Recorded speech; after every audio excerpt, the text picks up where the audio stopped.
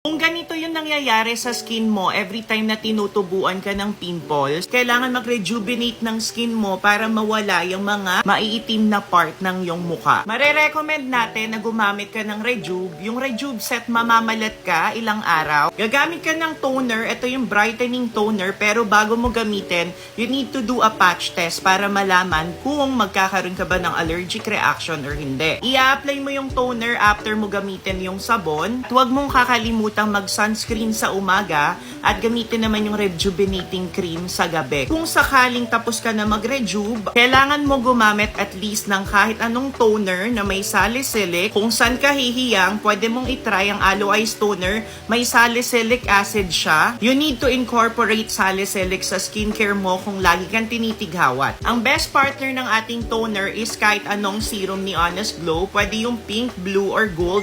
Pero mas marirecommend ko yung blue, lalo na pag oily skin ka because you need niacinamide naman. Para sa mga oily skin, acne prone, mag niacinamide kayo. 5% siya, pwede nyo siyang i-combo. Etong set na to, in 2 to 3 days mamamalat ka. Pero guys, results varies on different individual. Kung gusto mo atake is more on glass skin, mag-rejube set ka. Kung gusto mo is more on maintenance, o kaya naman araw-araw pwede mong gamitin, eto yon, toner at saka serum from 350 pesos. Kapag magkasama mo siya chineck out, naka-promo siya ngayon, 250 pesos lang, tapos naka-free shipping.